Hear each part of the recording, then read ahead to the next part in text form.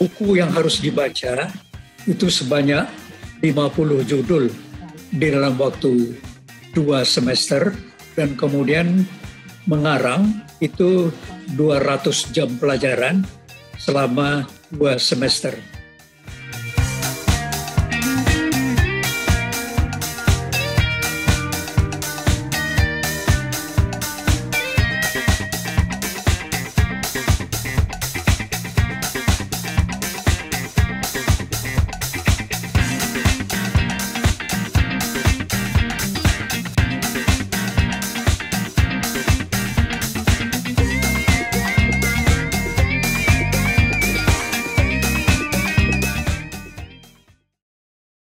Iya. A'udzubillahi minasyaitonirrajim. Bismillahirrahmanirrahim. Assalamualaikum warahmatullahi wabarakatuh. Waalaikumsalam.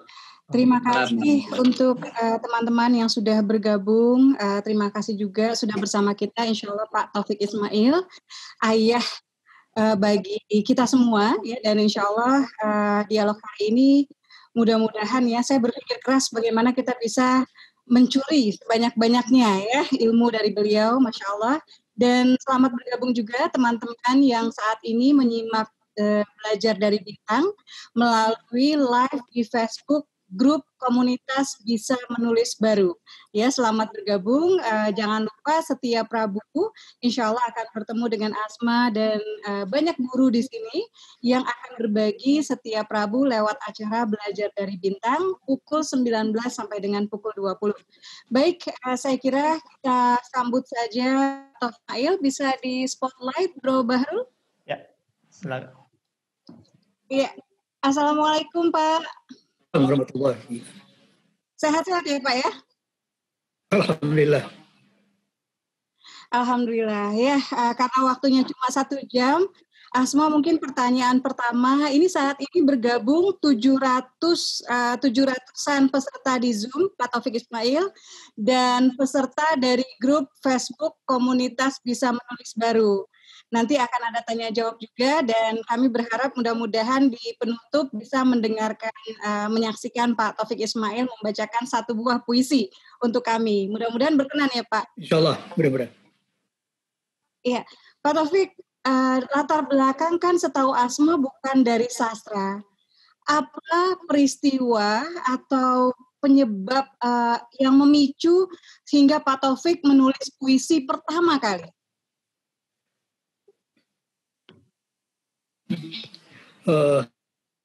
Ilmu saya yang saya tuntut di perguruan tinggi itu memang bukan sastra, tapi ayah saya itu wakil ketua redaksi harian Sinar Baru di Semarang di zaman Jepang.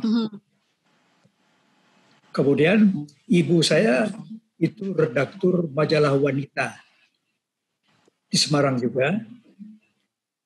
Nah, jadi ketika saya dalam umur SD kelas 1, kelas 2, kelas 3, itu saya melihat pekerjaan ayah saya dan ibu saya itu adalah tentang masalah tulis-menulis.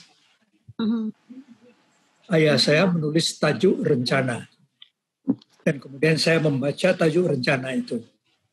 Dan saya kagum sekali. Duh, Papa kok bisa menulis sepanjang itu? Itu dibantu temannya ya? Enggak. Kalau kamu nanti kalau sudah besar, kamu bisa menulis sepanjang Papa. Oh, begitu. Nah, ibu saya juga demikian. Menulis pantun, menulis tajuk rencana di majalah perempuan, wanita pada waktu itu. Sudah itu yang menjadi poin penting dalam hidup saya adalah saya mendapat beasiswa ketika di SMA itu untuk belajar di Amerika 1 tahun. Di kelas 3. Nah, itu nama programnya AFS, American Field Service, International Scholarships.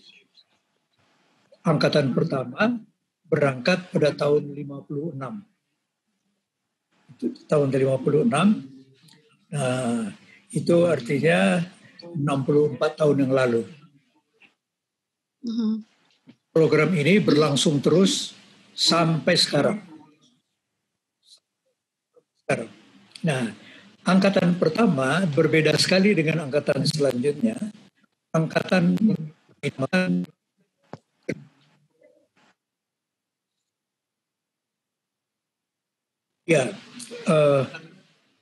angkatan kedua, ketiga, dan seterusnya itu dengan kapal terbang. Angkatan saya dengan kapal laut. Itu dari Indonesia ke Amerika itu 1 bulan. 1 bulan di lautan. Masya Allah. Halo? Terdengar suara saya? Ya, 1 bulan itu dari Jakarta ke barat, ke terusan Suez Canal. No, suara saya ada terdengar?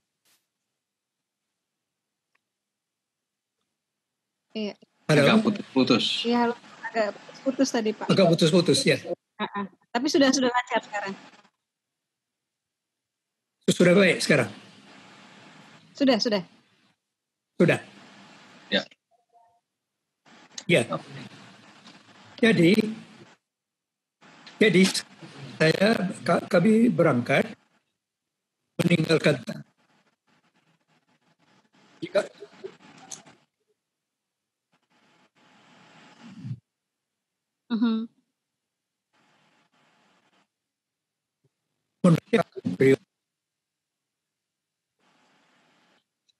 Iya Pak. Dari tadi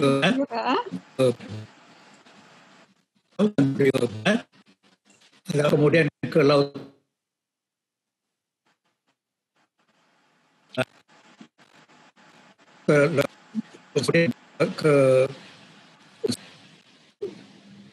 menyeberang ke Lisabon.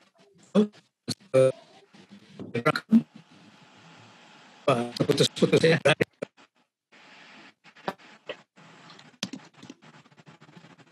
Berapa lama Pak programnya Pak?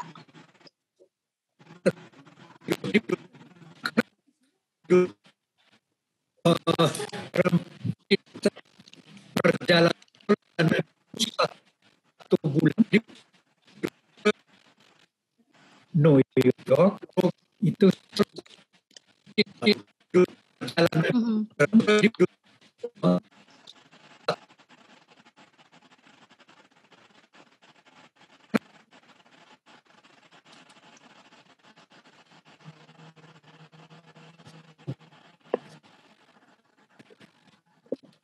putus-putus terus. Iya, sebentar Pak.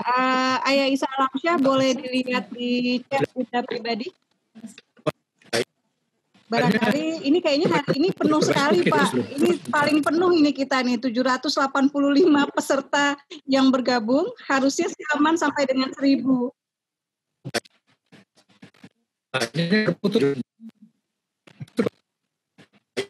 Videonya.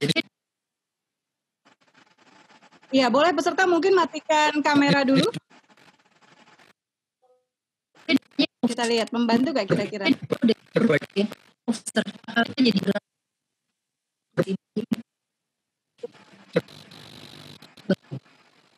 Baik, lebih baik nggak kira-kira? Asma, dengar nggak Pak?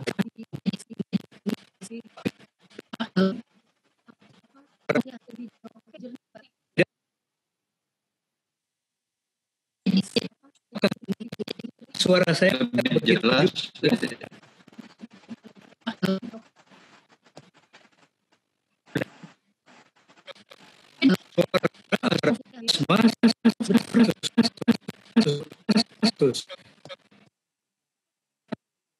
ya Pak ya.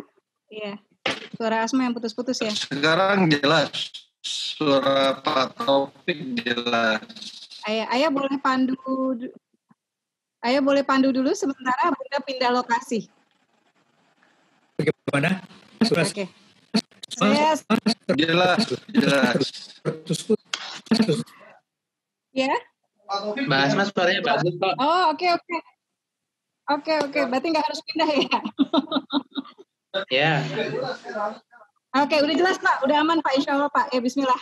Sudah bebas. Sudah aman. Saya lanjutkan cerita saya.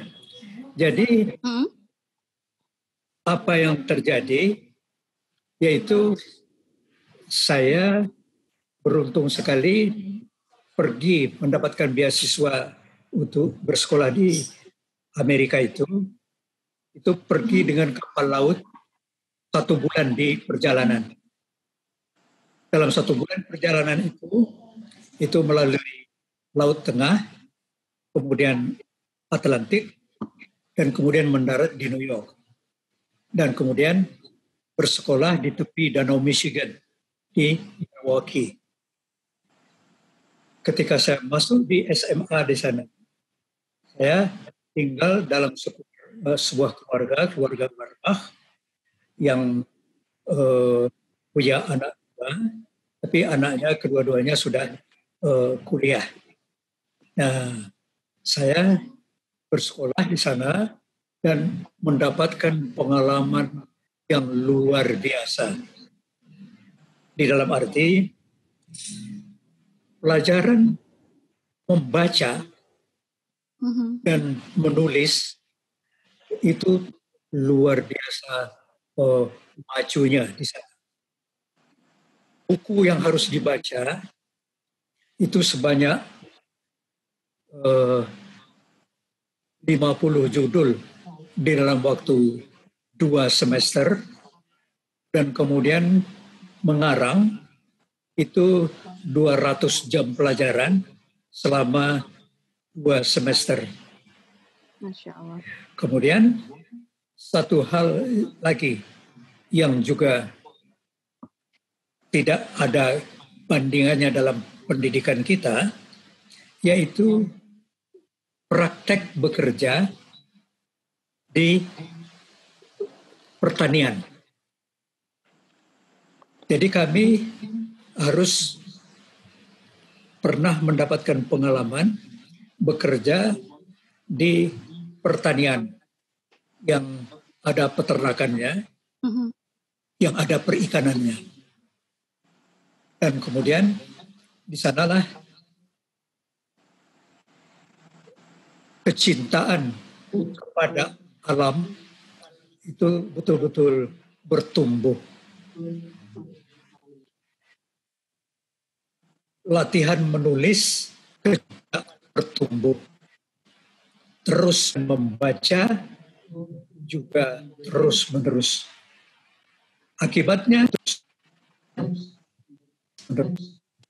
walaupun cuma 2 semester, itu anak-anak seperti Indonesia itu mendapat kesempatan Amerika secara cepat sekali.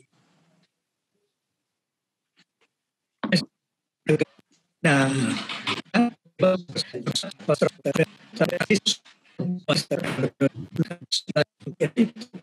apa yang saya alami itu kecintaan saya kepada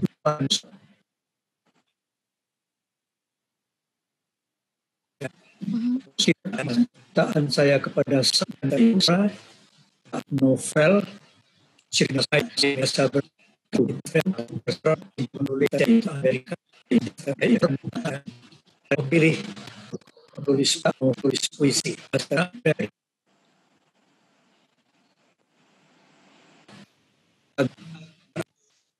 Ya, baik. Pak Taufik Ismail, kalau untuk teman-teman di grup komunitas bisa menulis yang ingin juga menjadi penyair, ya. Kalau menurut Pak TI, kira-kira apa sih yang harus ada yang membuat sebuah puisi itu bagus? Pesan saya, apabila bisa menulis ini, yang bisa menulis ini memang membaca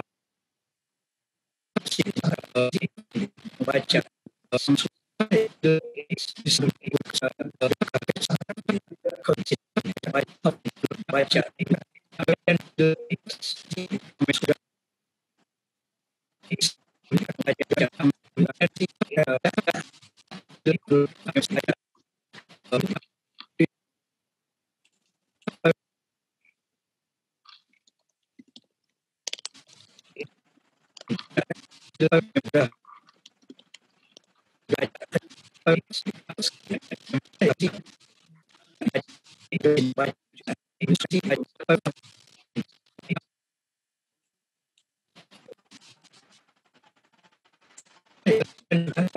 Agak putus-putus di Asma nih, Pak TI. Ya, mohon buat teman-teman yang baru bergabung, tolong kameranya dimatikan dan di-mute ya, agar tidak terlalu berat di sini.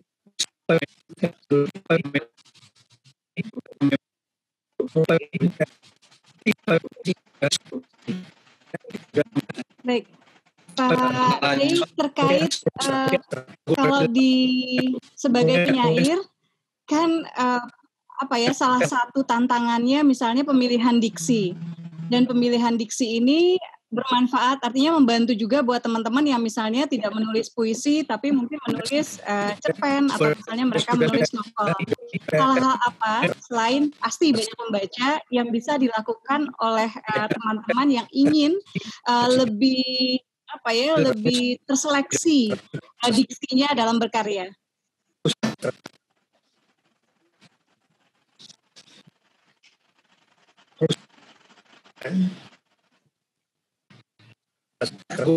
Dengan dengan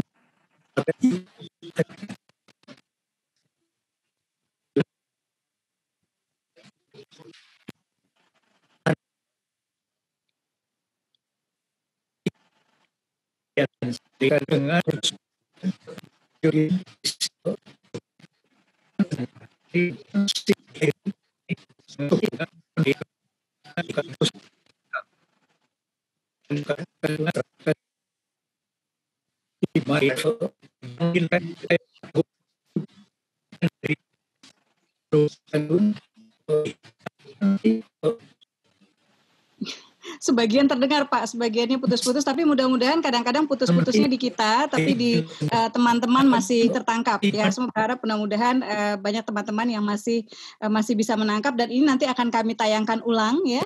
Dan bagi teman-teman yang saat ini merasa sinyalnya barangkali tidak terlalu bagus, bisa juga meluncur di grup komunitas Bisa Menulis Baru dan bisa menyimak dari sana ya. Biasanya lebih lancar kalau di grup Facebook live-nya.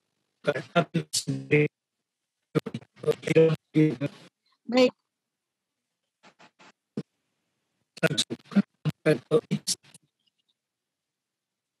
Jadi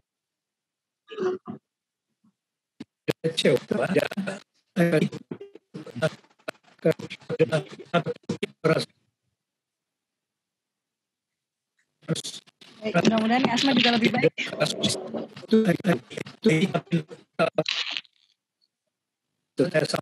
Ya, sudah lebih jelas ya.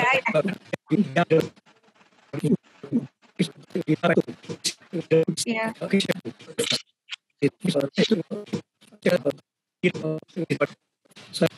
Baik. Mohon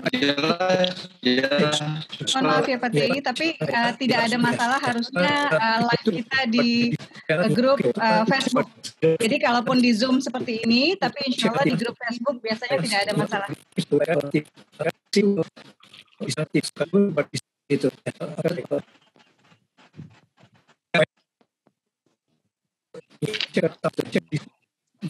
Coba pakai audio aja dah Mbak Asma.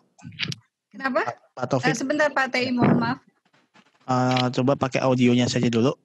Gimana? Videonya di off dulu. Teman-teman yang lain juga videonya bisa di off dulu ya. Mudah-mudahan bisa lancar. Iya, ini nembus 828 peserta Pak Taufik. Ini tertinggi, jadi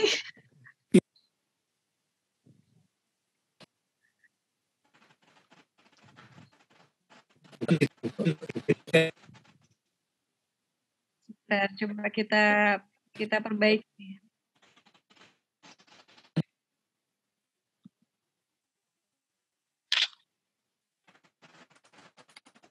Bagaimana? Kalau saya sih putus-putus.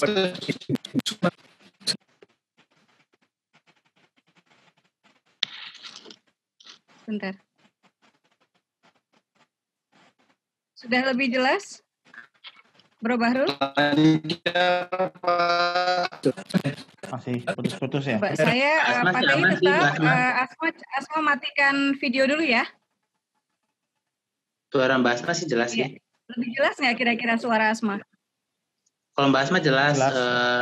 Pak Taufik yang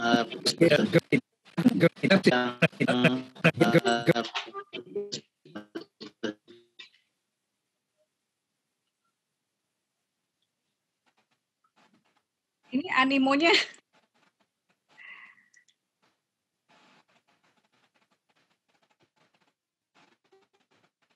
Iya.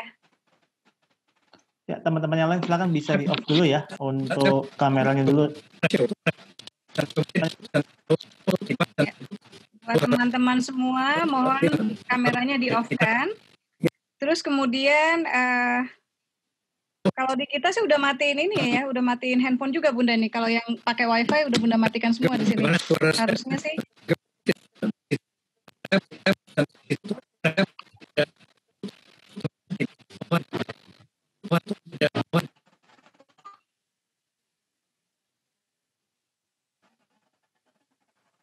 Ya, ya bagi teman-teman yang nggak jelas boleh pindah ke live di Facebook ya.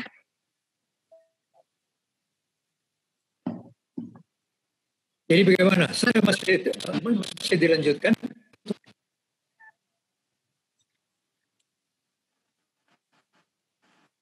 Iya, kita coba lanjut ya. Pak Taufik, yang apa yang kalau Pak TI misalnya membedakan antara, menurut Pak TI, apa yang membedakan karya-karya Taufik Ismail dengan karya-karya penyair yang lain di tanah air? Untuk aja ya.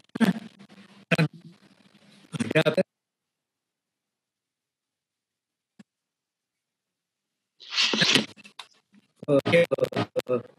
membuat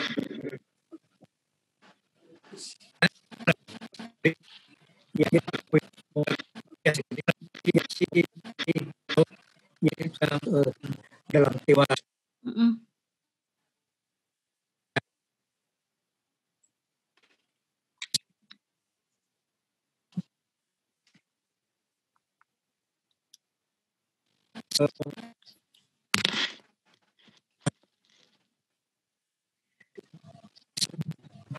Sepertinya koneksi masih terdengar nggak buat yang lain?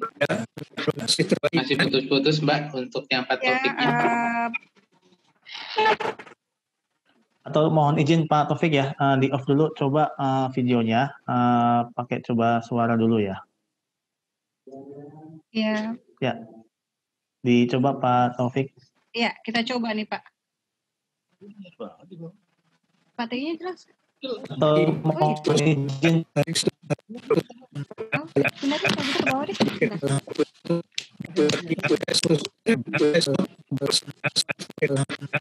Tapi yang masih mute. Ya.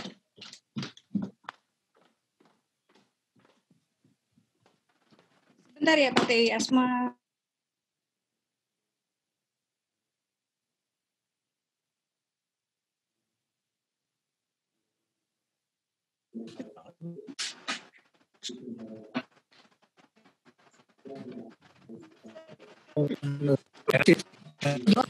Baik, Ayah boleh sudah lebih jelas belum? Mbak Asma jelas nih. Suara Pak Taufik kesananya bagus nggak? Oke. Oke, suara Pak TI juga udah jelas ya. Halo.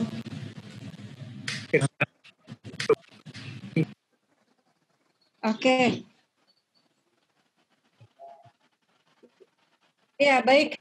Pak TI, kalau ada pesan buat teman yang saat ini menyimak, kira-kira agar mereka bisa menjadi penulis atau misalnya bisa menjadi penyair yang baik, hal-hal apa yang harus mereka perhatikan, Pak TI? Selain pasti membaca pasti gitu kan, terus juga menulis setiap hari pasti.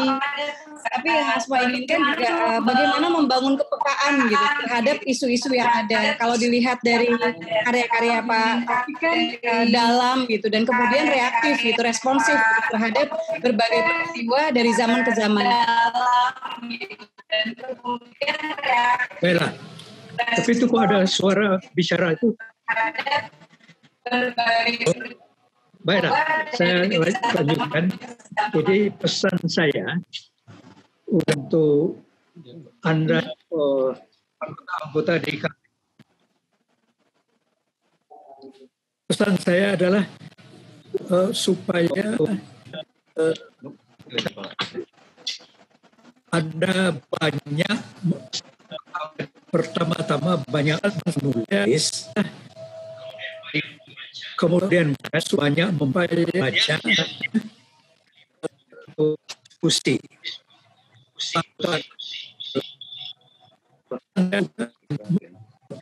Ulangi lagi, banyak membaca,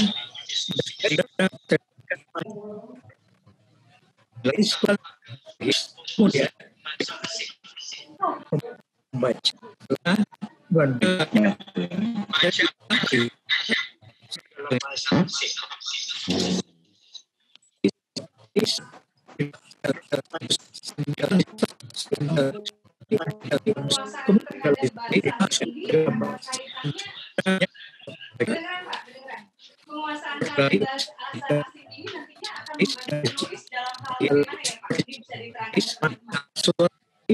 saya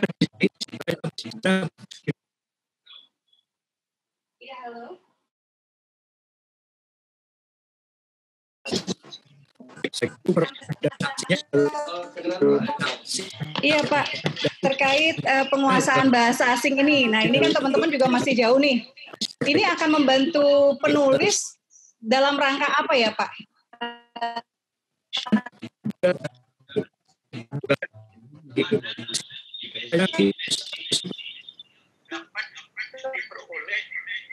Dan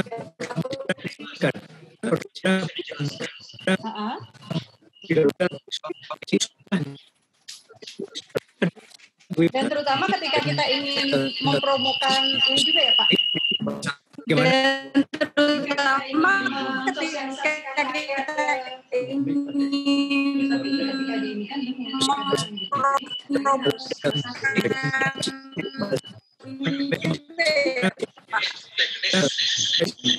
ya, maksud Asma termasuk dalam ketika kita ingin ini speaker sudah dimatikan.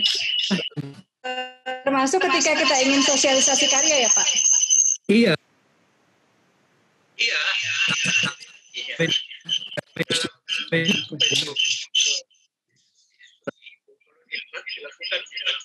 Bahasa asing.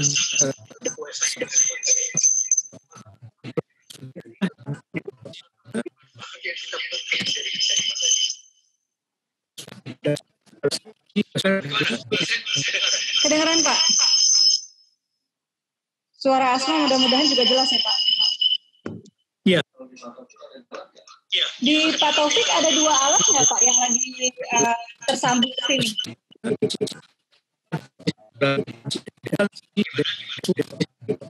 Ada 2 gawai nggak yang tersambung saat ini?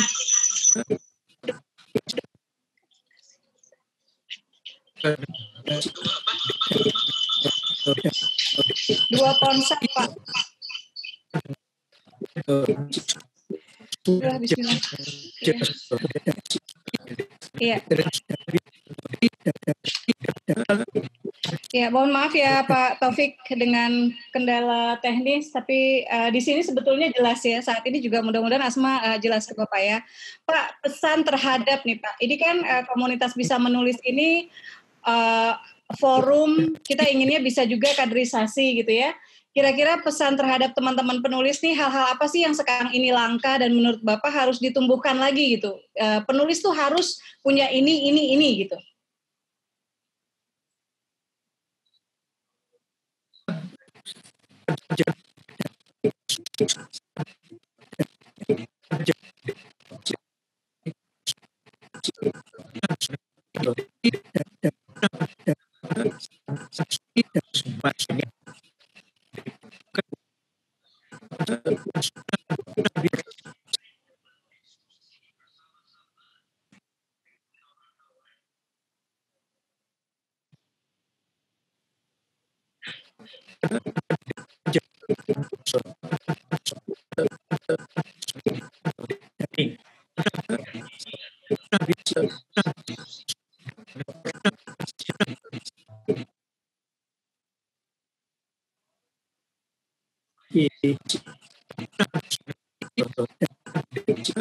Bagaimana?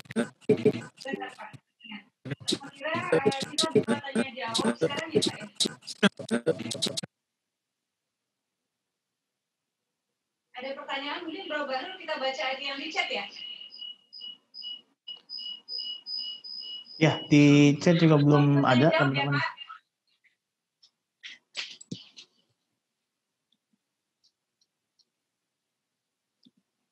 Sebentar, Asma buka tanya jawab dulu di sini. Oke, ada yang mencatat semua ya. Pesan Pak Tei banyak menulis, banyak membaca, terlibat dalam diskusi-diskusi, menguasai bahasa asing. Oke, kemudian pertanyaannya, sebentar ya Pak, Asma baca di chat dulu. Oh ya, ada pertanyaan ini Pak, ada nggak hal berbeda yang dilakukan seorang Taufik Ismail hingga sampai ke posisi atau pencapaian seperti sekarang ini?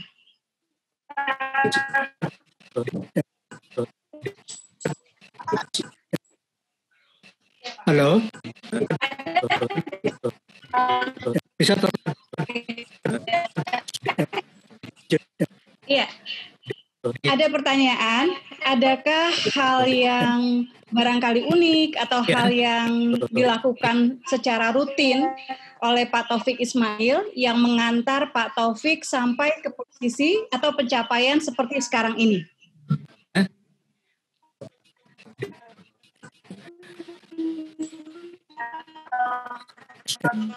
Sudah saya mulai ini apa yang saya sebutkan 3 kali tadi itu, maka selanjutnya dalam tulisan-tulisan saya yang terus-menerus saya laksanakan, saya lakukan ulangan. Untuk itu betul-betul pada awalnya akhirnya yang sesuatu dari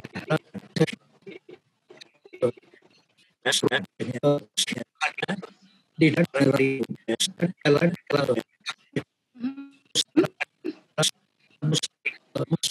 bagaimana? Ya, oke. Pertanyaan kedua, Pak Taufik.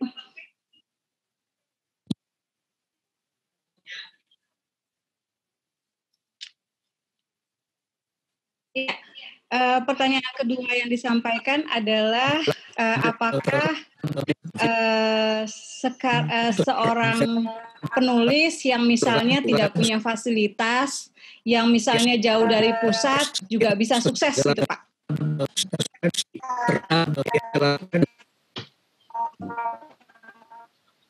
Ini dari teman-teman di daerah, jaringan internetnya juga bermasalah, internetnya juga Ya, tapi ini kan di sini banyak teman-teman dari daerah Pak, dan mereka kayaknya membutuhkan motivasi lebih nih. Bisa nggak sukses jadi penyair, sukses jadi penulis, kalau misalnya tidak Bisa punya tolong diulangi? fasilitas, kemudian jauh dari jauh dari ibu kota gitu. Jadi punya semangat Bapak sepertinya nih. Jadi orang itu para produk senior yang produk itu harus mengetus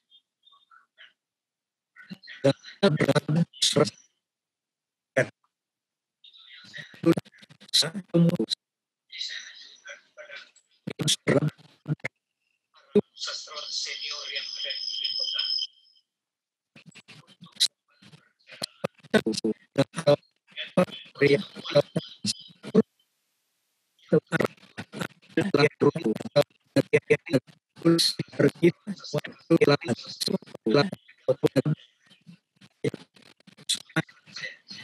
Ini makanya dulu Bapak bikin SBSB ya Pak?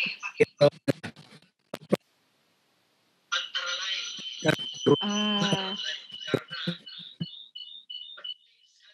pertemuan di daerah-daerah. sebagai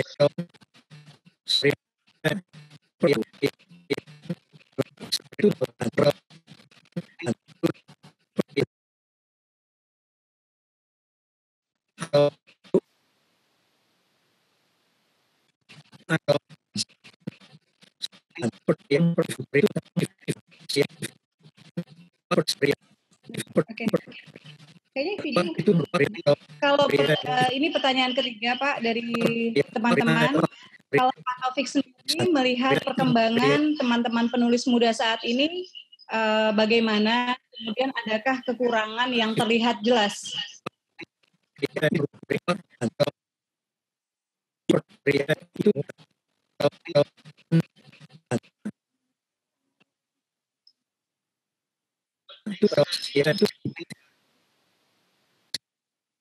Sastrawan senior yang ada di kota untuk mengorganisasikan pertemuan-pertemuan berkala.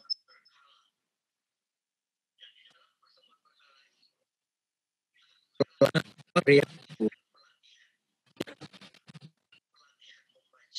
menulis. Itu saran saya. Oke, Pak Taufik, kalau melihat merujuk dari karya-karya puisi Bapak kan sangat ini ya Pak, sangat terlihat kepekaan dan kepedulian yang tinggi gitu dari Bapak terhadap Indonesia, terhadap persoalan-persoalan kemanusiaan gitu. Dan yang Asma ingin tahu sebetulnya bagaimana, dan barangkali teman-teman juga pastinya pengen tahu bagaimana proses kreatif seorang Taufik Ismail. Dari mulai Bapak misalnya tersengat ya dapat ide, kemudian apa yang dilakukan nih sampai satu puisi misalnya jadi.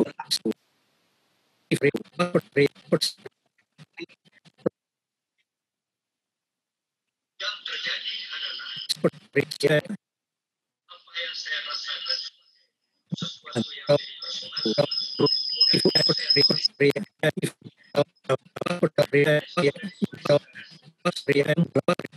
saya tenangkan dan kemudian saya baca kembali dan kemudian saya tulis ulang.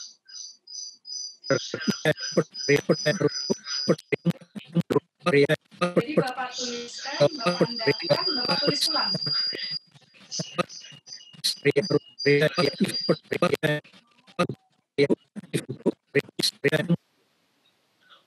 Iya Pak. Kalau satu puisi Bapak yang aku malu jadi orang Indonesia, itu pencetusnya apa Pak?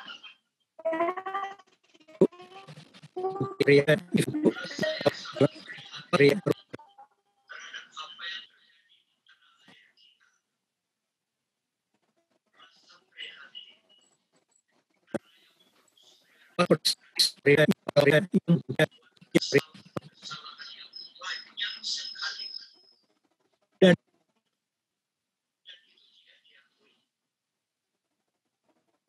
prestasi itu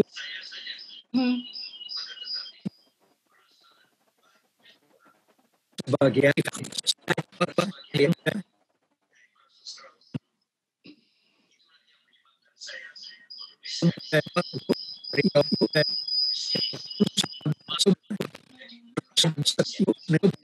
Indonesia. Oke, Pak. Ini ada pertanyaan di suami saya, Pak. Dari Ayah Isa Alamsyah.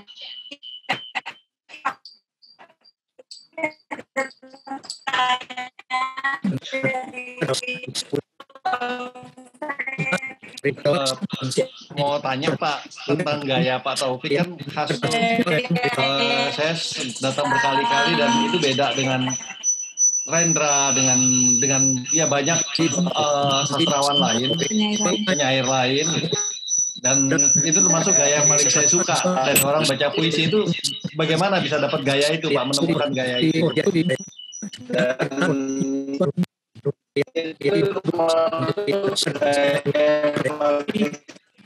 melakukan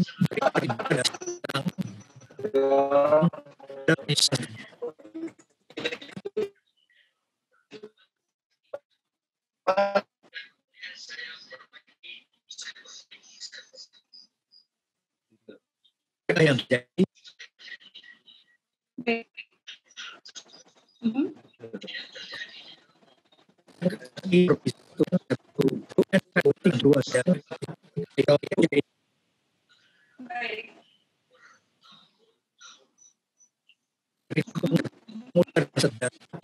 Jadi berproses terus ya Pak ya, sampai akhirnya menemukan gaya tersendiri ya Pak. Betul. Pak, boleh Bapak kan sudah istilahnya membawa Indonesia ke pentas penyair dunia gitu. Ada pengalaman nggak Pak yang terkait entah Indonesianya, terkait Bapak interaksi dengan sastrawan-sastrawan dunia lain gitu, yang mungkin berkesan dan berharga nih buat kita simak saat ini? Ya, hal tersebut terjadi di pertemuan dalam pertemuan peringkat pertemuan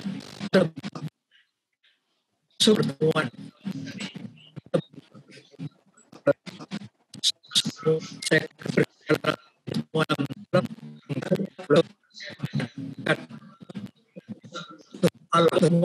dunia. Kemudian itu merupakan hal yang luar biasa kalau nilainya masih biasa nilainya dan begitu juga mereka mengikat ke dalam bahasa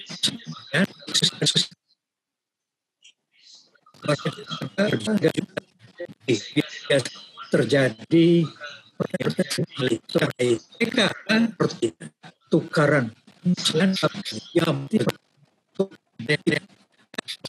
Baik, Pak, kalau di antara segitu pasti banyak sekali puisi yang sudah Pak TI tulis gitu. Yang favorit Bapak yang mana? Di antara karya-karya Bapak yang sudah ditulis, yang Bapak suka banget, atau menurut Bapak misalnya ini masterpiece-nya Taufik Ismail, itu yang mana menurut Bapak?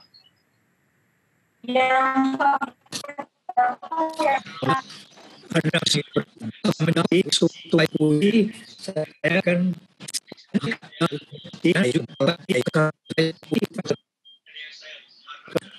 puisi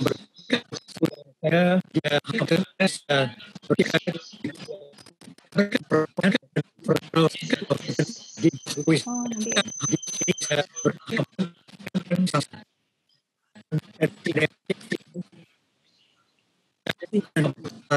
Baik, boleh kita minta Bapak bacakan nggak Pak?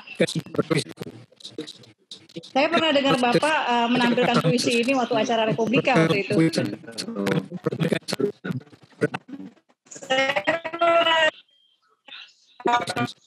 Boleh? Pak, mohon maaf sebelum nanti tampil bisa videonya dihidupkan ya Pak? Ketika membacakan puisi ini. Iya, untuk Pak TI.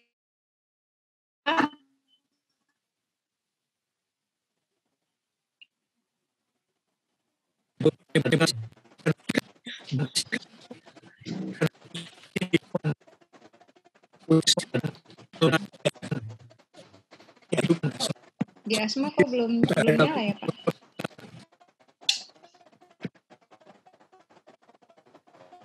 Bro Bahrul, video Pak TI apakah sudah nyala? Ngeblank hitam.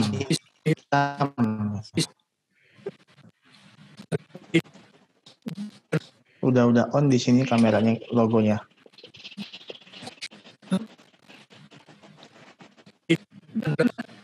Iya. Udah.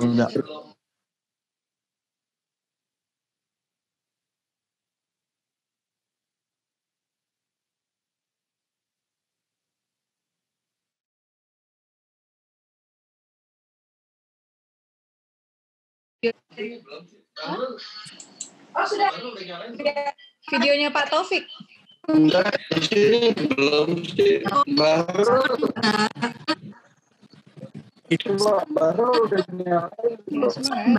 Sudah di on sih Pak. Kalau di sini ya Pak. Teman-teman sudah on. Cuman memang ngeblank hitam ya. Ya.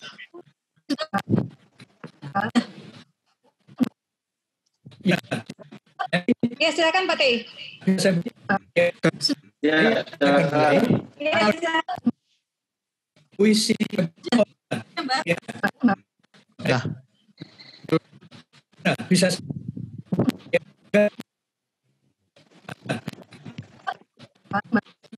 Aku nah, dengan puisi aku mengenang keabadian yang datang. Dengan puisi aku menangis jarum waktu bila kejam mengiris. Dengan puisi aku mengutuk nafas zaman yang busuk. Itu dengan puisi aku berangis, aku busuk. Dan hidup 1960 berdoa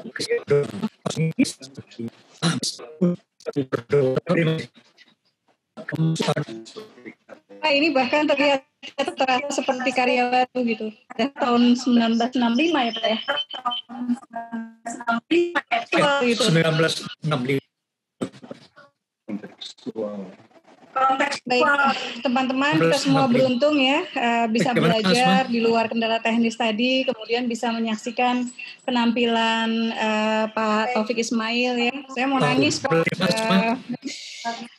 Saya harus melihatnya di sana di handphonenya Ayah, balik lagi ke sini ya. Terima kasih Pak.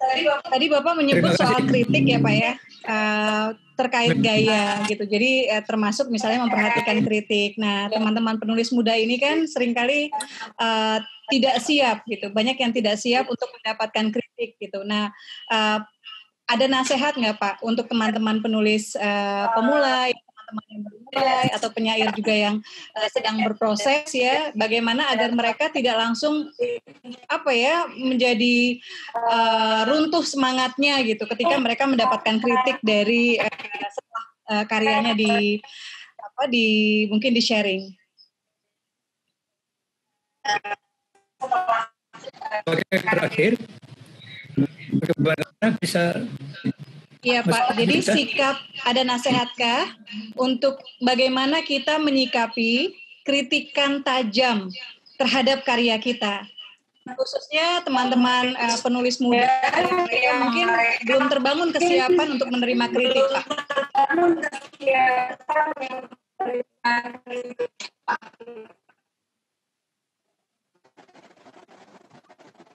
Atau kalau Bapak sendiri dulu ketika mendapatkan kritik gitu, pertama kali Pak, kira-kira apa yang Bapak lakukan sehingga atau bagaimana Bapak menerima kritik itu sehingga kritikan itu tidak membuat Bapak berhenti berkarya gitu, tapi malah makin matang dan makin matang.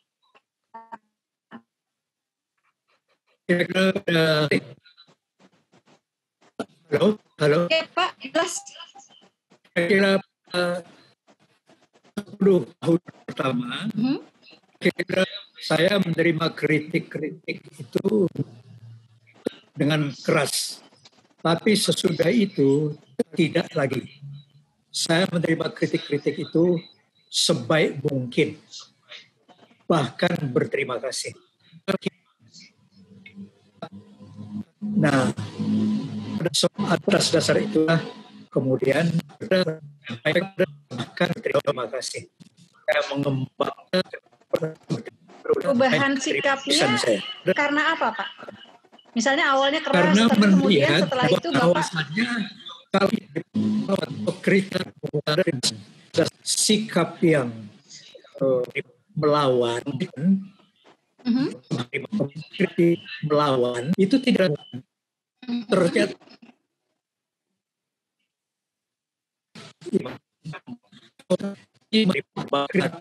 Gunakan dengan terima sebagai jalan untuk melakukan penyempurnaan karya. ya Pak ya. Jadi buat teman-teman ya, mudah-mudahan bisa meniru, ya bisa copy paste.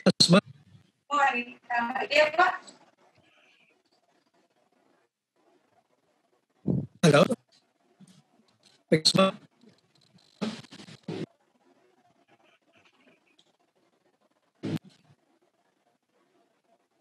Silakan Pak, tadi sepertinya diatur bagaimana orang menerima karya kita ya Pak ya. Jadi percuma kalau kita melawan kritikan, tapi terima kritikan itu sebagai masukan berharga dan terus berproses. Pak Taufik, terakhir nasihat Bapak buat kami semua, boleh ya Pak? Iya, yang terakhir. Sebagai penutup, ya. Ya, sebagai penutup Pak. Tapi nanti sebelumnya Bapak jangan off dulu karena kita ingin berfoto bersama Bapak, boleh ya Pak? Ya, sebagai penutup saya sampaikan apa yang ada di belakang saya ini. Di sini ada 9 kumpulan puisi terjemahan dalam 9 bahasa. Masya Allah. Dalam 9 bahasa. Alhamdulillah. Bahasa Inggris, Belanda, Prancis, Bosnia, Jerman, Cina, Turki, Jepang, dan Korea. 9 bahasa. Kemudian ada satu buku, judulnya Rumputan Dedaunan. Nah, itu merupakan kumpulan puisi terjemahan 160 penyair Amerika. 160 penyair Amerika. Tebalnya, ini dia, lebih dari 1000 halaman. Alhamdulillah.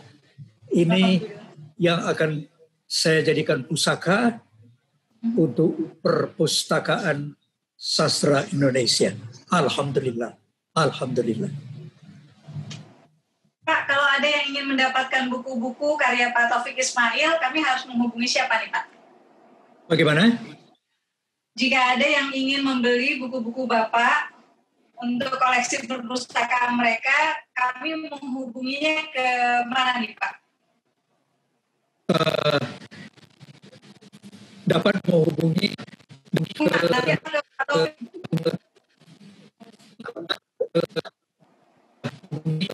beginilah alamat ini. Iya, siap. Ini kalau karya yang dimasukkan.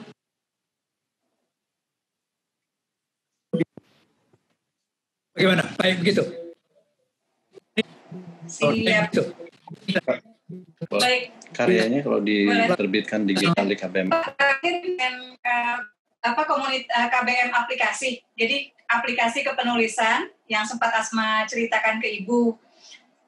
Kira-kira berkenankah karya-karya Bapak mungkin yang bisa diterbitkan di sana di KBM aplikasi Secara digital. Secara digital.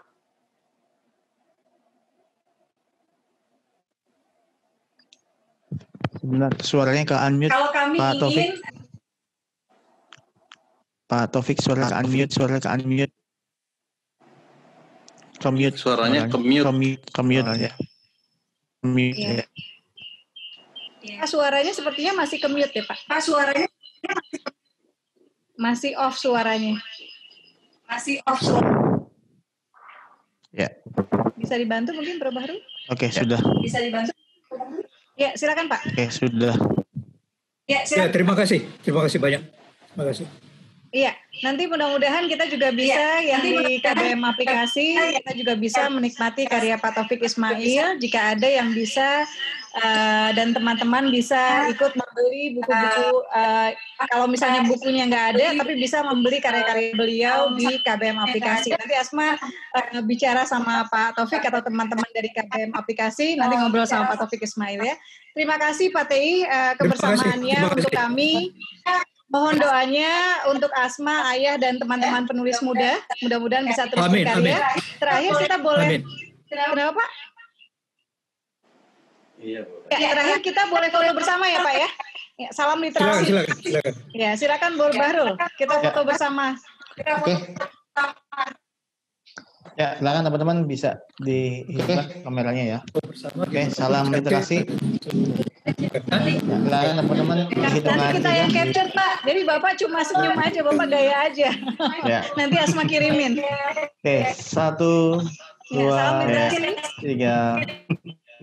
Oke, sekali lagi. Oke, 1, 2, 3. 2. Ya, oke. Ya, terima kasih. Udah Bro? Pak Taufik Baik. sudah.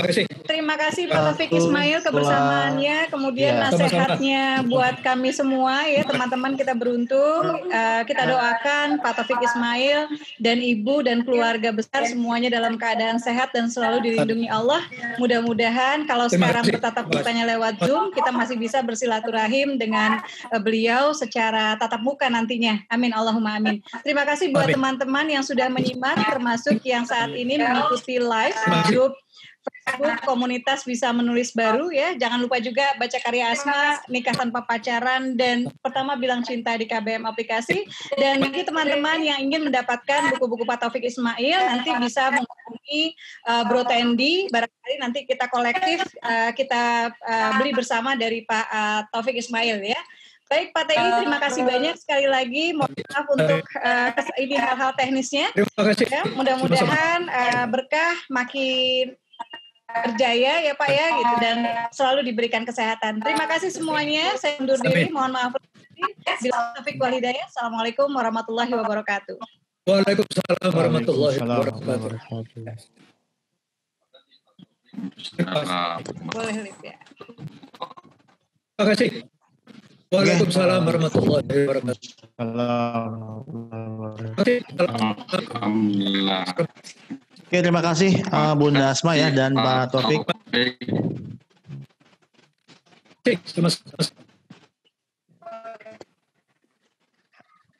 Oke, teman-teman selanjutnya kita masih coba cek ini ya, cek sinyal Pak Isa. Teman-teman selanjutnya gimana Pak? Kita masih coba cek ini ya, cek sinyal Pak Isa. Jadi saya Gimana Pak? Suara robot ya kalau di sini.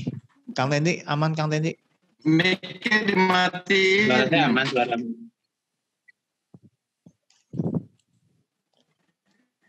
Pak Isa robot suaranya Pak. Yang itu tolong dinyalain. Yang laptop di. Oke, sudah di co-host Pak. Pak Isa robot suaranya Pak. Saya kata di Zoom giliran udah 800, kita udah pakai 1000 masih begitu juga. Jadi bingung juga harus diapain nih Zoom-nya nih. Mungkin coba kita nanti ke depan sih mungkin kita live aja di Facebook langsung kali ya Pak. Di Facebook group aja udah. Nggak ngerti. Kita nyobain. Kan YouTube lebih bagus ya. Di Facebook sih kemarin sih ada yang sampai 1.500 aman sih. Aku ikut Zoom gitu, aku live Facebook gitu. Karena tadi itu kan sebetulnya apa ya? Kalau dia 800 kita sampai 1.000, tapi kan nih, ya. Oke, ini kan saya janji ngomong tentang ini, jadi konsentrasi pecah nih. Tadi lagi mau disiapin presentasinya. Jadi entah kenapa mic yang saya ini mic-nya bagus, suaranya, tapi ngomong nggak kedengeran.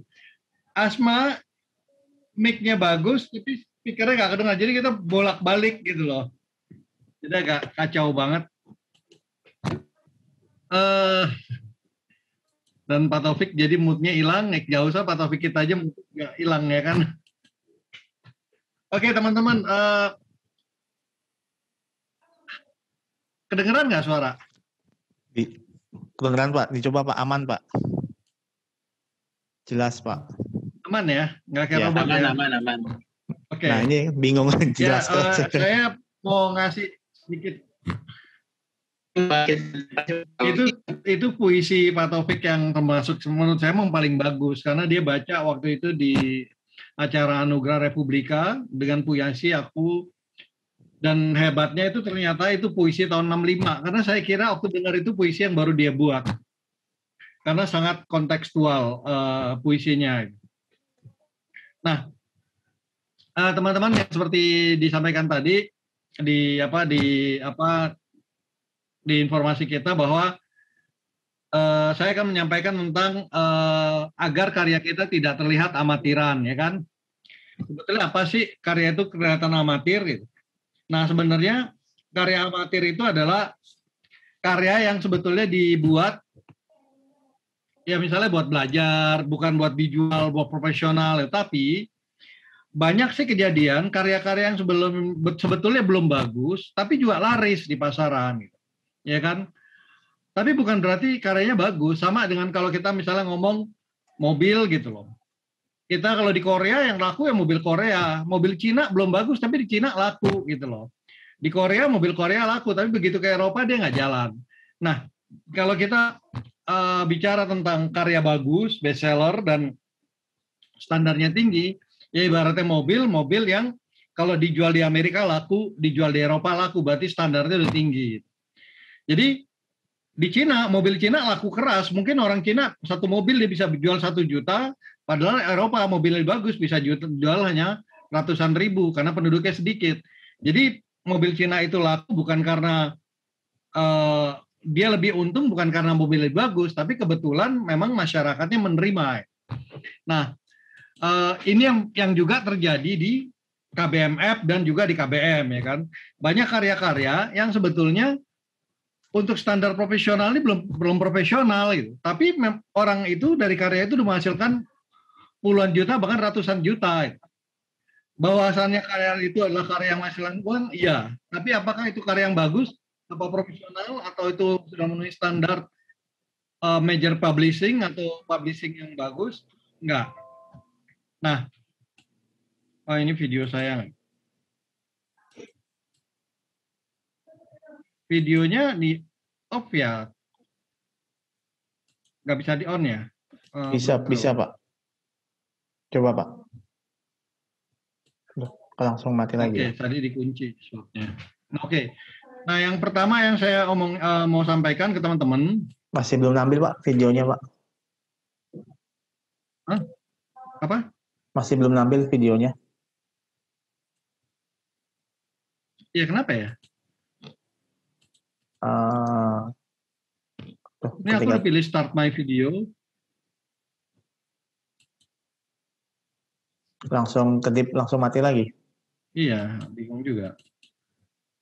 Cannot start. Please select another video camera setting. Kamera plastik, coba. Kalau yang satunya Pak, videonya dari yang satunya bisa nggak Pak? Ini dalam keadaan keluar nih. Bentar. Aku masuk lagi.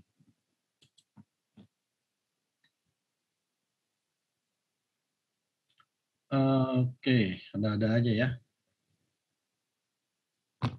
Real audio sih udah ini Pak, udah aman kalau audio. Udah aman ya. Oke, saya approve.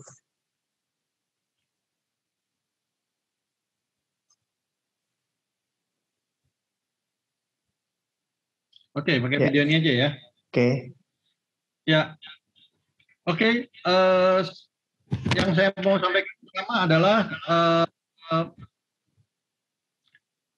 yang pertama adalah, nah ini dua-duanya lah videonya sekarang. Enggak Pak, satu Pak. Yang pertama adalah onomatope. Apa sih onomatope? Onomatope itu bunyi-bunyian. Itu kalau di buku 101 Dosa Penulis Pemula, kalau mau baca di bukunya di KBMF juga ada, itu bab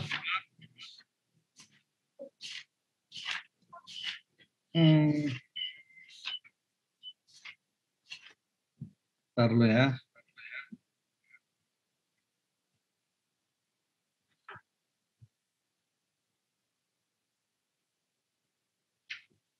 Bab 27 bunyi-bunyian. Nah, misalnya kayak gini. Kalau di tulisan kita masih ada prak, bruk, bak, dor, nit, kemudian wish, wus. Nah, itu sebetulnya atau enggak kring, atau teng, tong. Itu berarti ciri-ciri itu masih amatiran. Di KBMF yang udah menghasilkan puluhan juta aja masih ada yang pakai gitu. Wush, kring. Tapi saya udah baca beberapa cerpen juga buku itu hampir di kayak terbit Kompas ada bunyi kring, bip jarang. Dia langsung tulisannya kayak gini. Dering telepon bunyi berkali-kali, tapi dia tidak mengangkat. Itu biasanya begitu. Tapi kalau yang itu biasanya kring, bip, SMS bunyi, bip. Nah kayak gitu-gitu itu sebaiknya ditinggal karena nanti sama orang-orang yang mengerti, sama orang-orang yang ini itu dianggap seperti amatiran. Kecuali kita melakukan itu dengan sengaja banget. Misalnya kayak Batman ditonjok kayak film Batman itu ada kayak gitu. Itu dia sengaja. Ketika sesuatu dibikin sengaja itu menjadi khas. Ada juga penyair yang bikin ping di atas pong, di dalam pong kayak gitu. Itu boleh. Karena memang sengaja. Tapi kalau itu jadi bagian yang kita anggap kayak itu sebetulnya, ini pakai bunyi ini seru. Nah itu menjadi amatir. Kalau di Lestari bilang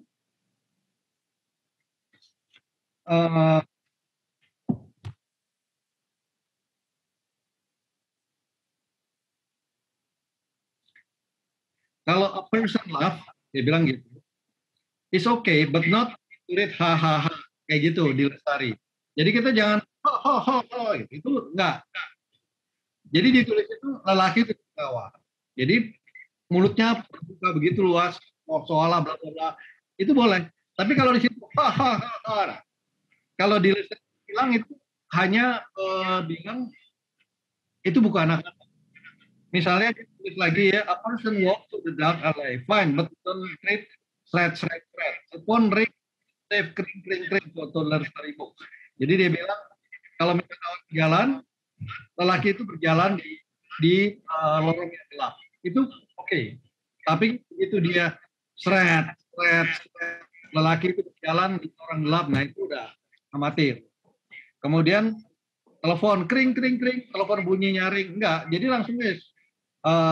Telepon berbunyi, kemudian sekali lagi berbunyi lebih lama hingga berhenti. Jadi itu profesional, itu nggak amatiran, kasar kayak gitulah.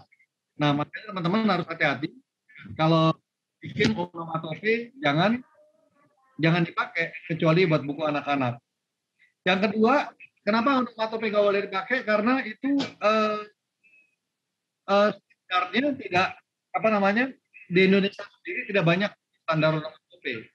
Kita mungkin ada door, ada anjing, guk, kucing, meong, ya kan? Tapi kalau misalnya bunyi lain itu nggak ada standar. Kalau di bahasa Jepang onomatope itu merupakan bagian dari bahasa yang ada kamusnya. Jadi semua bunyian itu ada kamusnya. Dari anjing kayak gimana, itu ditutup, itu ada kamusnya sendiri. Jadi ada standarisasi. Kalau di Indonesia enggak. Nah makanya saya waktu itu pernah ngadain mengadakan waktu itu workshop dengan KBM Jogja online ya. Saya bacain novel-novel mereka, cerpen-cerpen mereka, sehingga mereka ngajuin ke saya. Terus saya tanya, adegan pertamanya bunyi prak. Pas saya baca, saya ketawa gitu. Wah, ini bisa lu. Saya tanya, prak itu bunyi apa? Ada yang tahu nih? Teman-teman di sini ada yang tahu nggak bunyi prak itu apa? Coba saya lihat di komen. Jadi orang itu nulis prak di dalam karyanya, PRAK. Ada yang bisa tahu bunyi apa? Mukul meja, prak. Nah, tapi bukan itu. Benda pecah, prak. Benda jatuh. Kalau benda pecah biasanya perang ya. Gebrak, jatuh, prak. Terus lagi ada lagi nggak? Taunya brak, oh, betul kan? Prak itu bunyi benda sebelah, mukul meja. Ternyata ini yang lucu, makanya onomatope ini bagian yang saya paling lucu di 101 dosa penulis mula. Jadi halaman pertamanya, bait pertama itu prak. Kata-kata berikutnya begini. Prak. Murid-murid langsung mengambil posisi istirahat di tempat. Begitu komandan upacara mengatakan istirahat di tempat. Itu. Jadi istirahat di tempat. Prak. Nah gitu. Nah bunyi gitu, menurut dia prak. Kalau menurut saya, bek. Jadi beda kan. Makanya jadi kacau. Jadi lebih baik nggak usah pakai bunyi. Karena kalau pakai bunyi, kemudian salah orang kan bilang, apaan tuh prak, bunyi orang baris, ada juga prak, bunyi orang jatuh gitu. Akhirnya pada saat ada defensif begitu dari pembaca, mood baca jadi kurang. Sama seperti tadi kan, Pak Taufiknya antusias, kitanya antusias. Begitu ada masalah sedikit banyak ya, masalah sini, kita langsung jadi keganggu.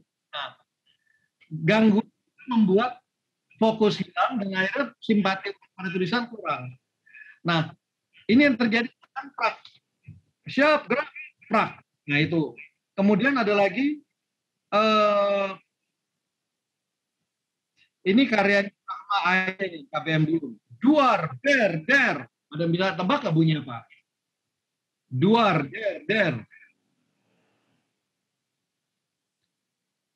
Nah, itu bagus tuh. Ledakan, pistol, tembakan, petasan, tembak, nah, petasan. Nah, itu pinter tuh. Udah ada mirip standarnya. Duar der ternyata sedetik kemudian bunga-bunga api memancarkan pesonanya pada langit malam Alexandria hitam. Benar, suara Hasan. Nah, sekarang ada lagi karya Nancy. Nah, apa namanya? Bukan Nancy, satu lagi nih. BRR itu apa tuh? Bunyi apa? BRR titik. Ada bisa tebak nggak? BRR titik. Dingin, kedinginan, depan. Ada mulai yang beda. Tapi ini benar nih. BRR ber. Hawa dingin masuk tulangku. Padahal kalau dia nggak ada bernya, langsung aja makin menusuk ke tulang. Apalagi semakin malam dan jalanan itu puitis. Tapi karena di depannya ada hawa dingin itu jadi kayak bercanda, kayak jadi anak-anak. Jadi ini masalah taste gitu. Orang-orang yang ngerti, orang-orang yang amatiran, dia akan menghindari itu. Ya benar kata Ardi, tanpa ber aja benar, itu bagus nih. Nah sekarang nih ada lagi nih, coba tebak ini apa? Ceplak, cepluk, ceplak, cepluk. Nah, ada yang bisa nebak nggak? Ceplak, cepluk, ceplak, cepluk. Ini kalau udah nebak hebat nih, kalau belum baca 101, bisa nebak ceplak, cepluk, ceplak, cepluk, bagus.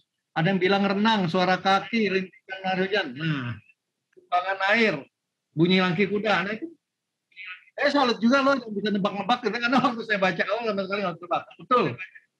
Jadi kata-kata tulisannya gini, ceplok cepluk ceplak cepluk. Pagi itu masih terdengar suara rim mengenang di depan rumahku yang dilalui segelintir orang hendak memulai aktivitas mereka, loh kan. Jadi sebenarnya nggak usah pakai ceplak cepluk. Dia hanya jelaskan pagi ini terdengar suara mengenang yang misalnya membuyar di depan rumahku ketika dilalui orang, itu bagus. Tapi ketika dia pakai ceplak cepluk, jadi kayak suara anak-anak, kayak cerita anak-anak gitu loh. Nah makanya hindari yang namanya tulisan yang seperti itu. Itu satu ya. Yang kedua, ini onomatope. Kalau kita masih pakai onomatope itu kita kayak amatiran, sorry to say. Jadi kalau teman-teman dalam onomatope coba dilurus-lurusin. Itu ada penulis yang paling dipuji-puji di KBM yang lama dulu, ngetop banget. Pokoknya dianggap paling famous juga. Saya sempat baca bukunya waktu itu mau terbitin tapi nggak jadi. Tapi salah satu saya edit ini apa nih? Apa ciprat seret buang gitu onomatope gitu. Nah kalau genre komedi atau game buku anak-anak mau disengajain nggak apa-apa. Tapi sengaja ini benar-benar sengaja gitu loh. Atau onomatopenya bagian dari dialog itu boleh. Karena di dialog kan kita pakai onomatope kan, bukan di narasi. Ya. Nah kemudian yang membuat karya kita kelihatan seperti amatiran, padahal yang harus bisa lebih ini adalah ketika kita memperkenalkan secara detail sejak awal hingga akhir di dalam narasi. Misalnya namaku Siska, aku kelas 3 SMA, ayahku adalah seorang ini, ibuku adalah seorang ini, kami mama tinggal di sini dan ini. Kerasa nggak itu kayak anak SD? Ngerasain nggak kalau ada cerita kayak begitu? Nama ini aku tinggal namaku ini, aku umur sekian, Nah ini saya bilang kalau dalam cerita pakai horor kadang dibutuhkan, betulnya enggak gitu loh. Sebenarnya masalah ini masalah onomatope, ini masalah selera. Tapi kalau menurut saya horor ketika ada bunyi-bunyian gitu malah gini loh. Kalau di musik itu gini, kalau di film itu bisa menjadi bagian dari musik. Tapi ketika kita tulis, ada yang disebut dengan tone, ada yang disebut dengan voice. Nah, kita harus bikin itu tanpa tanpa itu, tapi tetap dapat tone dan voice. Tapi nanti yang kedua dulu, itu yang ketiga ya. Jadi opening itu kalau memperkenalkan jangan semua memperkenalin namanya ini, bapaknya ini, kakaknya ini, kemudian ini punya hobi ini.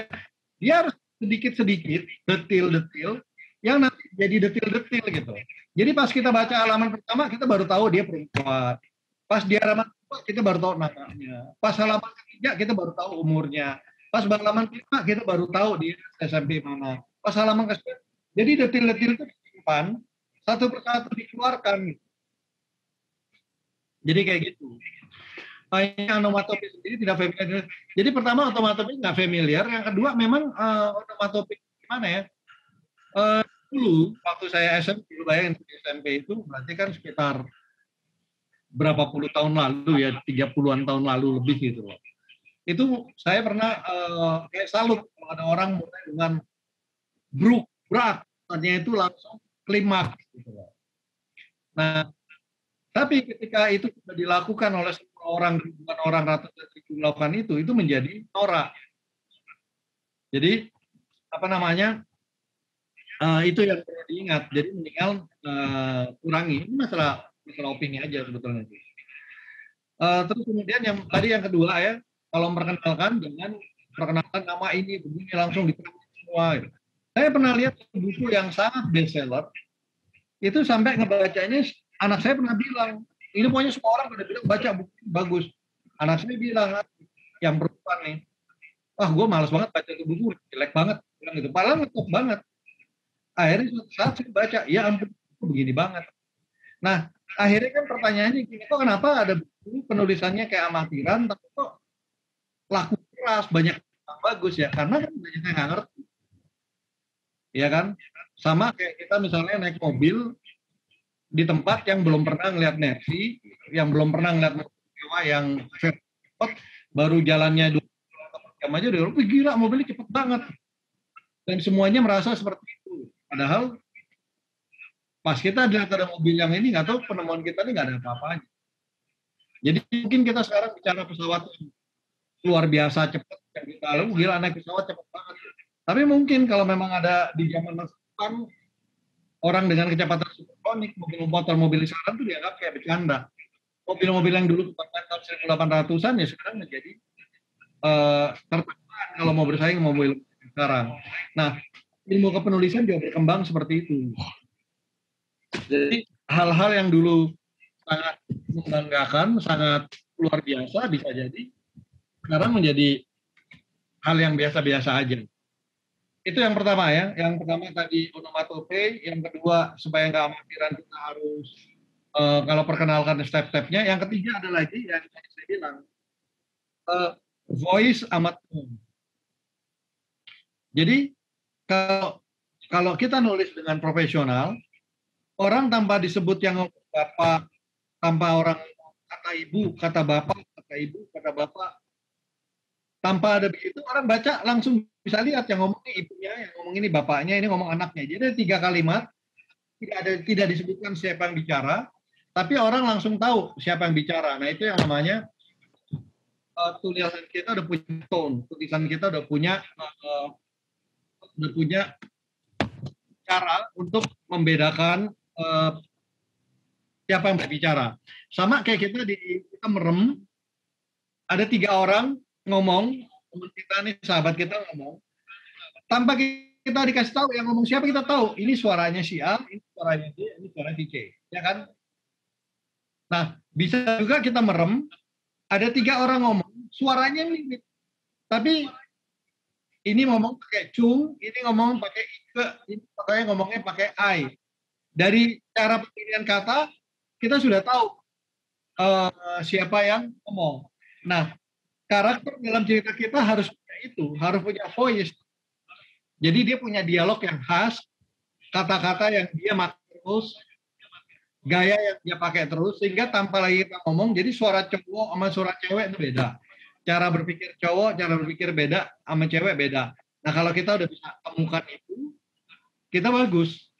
Nah teman-teman kan sering lihat misalnya di karya-karya yang ada di KBN, ya, bahkan di KBNF juga, misalnya POV Rudi, POV Farhan, POV Rita, tulis gitu kan. Ada memang nulis kayak gitu, tapi kalau penulis yang lebih hebat, dia nggak perlu pakai apa ini masih ngomongin onomatope, kalau komik masih cocok ya kan saya bilang tadi kayak Batman itu sengaja dengan Pau, Bangser gitu itu oke. Ya, nah terus apa namanya? Oh tapi satu yang perlu diingat teman-teman ya, setiap yang saya ngomong, setiap yang ada di 101 dosa penulis itu boleh dilanggar. Pokoknya gini nih, kalau teman-teman melanggar aturan di 101 dosa penulis pemula dan sukses itu berarti luar biasa. Tapi kalau langgarnya nanggung dan gagal, teman-teman akan dijadikan bahan tertawaan. Kasar kayak gitu. Misalnya aku temanku yang udah kukunya banyak. Kalau cuma dari 1 bab ada 5 ku, orang kan tahu banyak banget. Tapi ada sastrawan yang mungkin luar biasa banget, sengaja. Ku biarkan untukku, gini dia sengaja kunya dalam satu paragraf bisa 20 ku atau 50 ku. Tapi begitu sukses sampai orang bilang ya itu sengaja dan acceptable, itu boleh. Jadi it's okay aja sebenarnya. Yang penting kalau sukses jadi prestasi, itu gagal jadi bahan apa namanya joke, itu pilihan ya. Terus tadi tentang voice ya. Jadi jangan ditulis misalnya ini POV ini. Nah teman-teman misalnya baca Anak Surgawan Papa, kalau nggak ada data baca bab 1 sampai bab 9 lah, bab 10. Itu nggak disebutin ini POV siapa, POV-nya ganti-ganti. Tapi orang baca ini apa sih? Pas lagi baca dia bertanya-tanya, apa nih hubungannya bab 1 dengan bab 2? Tapi begitu dia selesai baru bab 2, oh ini ternyata itu. Ya begitu harusnya. Jangan kita langsung nulis ini POV-nya si aku, ini POV-nya si Dara, ini POV enggak. Kalau saya nggak tulis itu sama sekali, tapi orang baca selesai bab 2 dia langsung ngerti konteks apa. Dia baca bab 3 dia tahu konteks apa. Baca bab 4 ya. Jadi nggak perlu disebutin lagi. Kalau kita nonton film ya kan, nggak pernah tuh di film ada yang ketika dia melek, tahu-tahu masuk masa lalu, pas dia melek lagi masa depan terus ditunyik.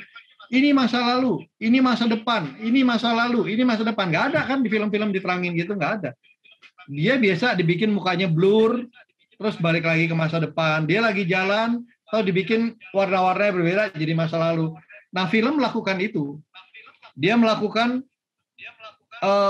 flashback, alur maju mundur, begitu cepat, tapi kita tetap tahu ini sekarang, ini masa depan, ini dulu, ini waktu muda, ini sekarang, ini waktu tua, ini masa depan, masa lalu, masa kini.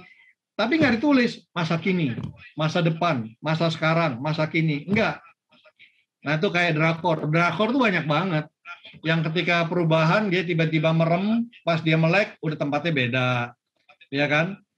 Dia balik ke masa lalu, atau dia jalan, tiba-tiba pas lagi jalan, mukanya disorot, tiba-tiba disorot lagi, mukanya gambarnya beda, berarti mereka udah balik ke masa lalu atau situasi lalu. Tapi nggak pernah disebut, ini yang dulunya loh, ini sekarang loh, ini dulu loh, nggak mungkin ada film gitu. Kenapa? Karena itu amatir. Kalau profesional, dia nggak tunjukin begitu, tapi kelihatan. Itu ya, jadi yang pertama, untuk membuat karya kita nggak kelihatan amatiran, hindari onomatope, percaya ada hindari onomatope. Kalau nomor 1 jelaslah kukunya jangan banyak-banyak. Yang kedua, jangan bikin introduction yang semua dikenali. Ini adalah enggak. Biasanya kalau film-film yang udah profesional, dia pencuri nih, dia nggak akan ditulis. Kian adalah pencuri yang handal. Dia bisa mencuri tanpa ketahuan, nggak kayak gitu. Langsung adegan. Misalnya Ocean Eleven kan, dia untuk nunjukin bahwa ini cewek jagoan nyuri, itu dia cuma datang, terus dia ngambil minyak wangi, ngambil barang-barang yang dia mau, terus dia datang ke kasir, terus marah-marah ke kasir. Dia keluarin barang-barangnya. Ini barangnya dari toko diambil, datang ke kasir terus dibilang, ini minyak wanginya robek, gue nggak mau, gue mau tuker. Ini baju juga ininya kekecilan, gue mau tuker gini-gini. Terus si yang kasirnya panik. Bapak, ibu ada ininya nggak? Ada resipnya ya? Ya nggak ada, tapi kan lu bisa lihat ini barang dari sini. Wah kalau ibu nggak ada resit nggak bisa ambil bu. Ini hanya boleh kalau ada resitnya. Toko apaan sih? Akhirnya barang-barangnya dimasukin lagi ke kotak, terus dia pulang. Padahal barangnya dari restoran, dari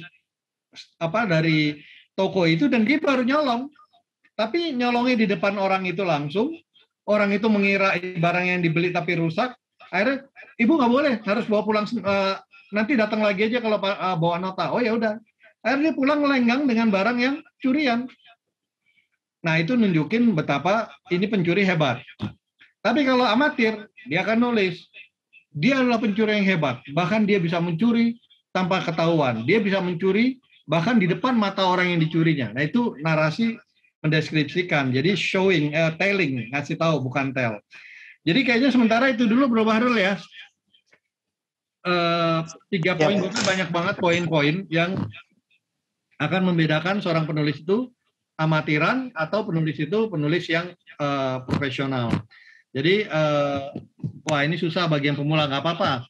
Kita yang penting kumpul aja dulu, ngobrol-ngobrol dulu, lama-lama ntar dapat sendiri kok. Itu yang Pak Taufik Ismail tadi bilang, sering-sering ngumpul sama orang yang ngerti. Jadi makanya ikut grupnya. Wafa punya grup ikut, Majarani grup ikut, Asa punya grup ikut. Asa ngasih ilmu, kita dapat A, Majarani ngasih ilmu, dapat B, dapat C. Atmosfer selama itu dapat, kita akan jadi lebih baik. Jadi itu yang paling penting. Jadi begitu ya Bro Barul, Bro Tendi. Siapa? Moga-moga lancar. Mohon maaf. Tadinya mau bikin visualisasinya, saya mau sambil dengerin Pak Taufik, saya siapin visualisasinya. Nggak taunya bermasalah cukup parah. Jadi nanti kita pikirin lagi deh gimana nih untuk webinar kita. Karena kita sempat mendiskusikan ini Bro Barul ya. Kita kira kan lambat karena 500, kita bikin 1000. Ternyata pas 800 juga problem.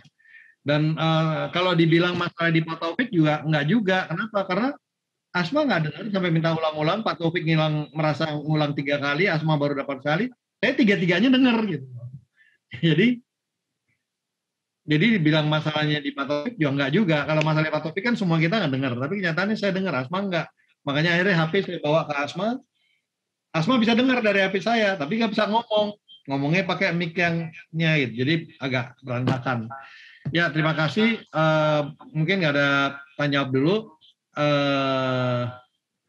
Nah, ini ada yang bilang nih Bro Barul, kalau bisa pakai formatnya Zoom webinar, bukan Zoom room. Ya. Nah, nanti kita coba pikirin deh.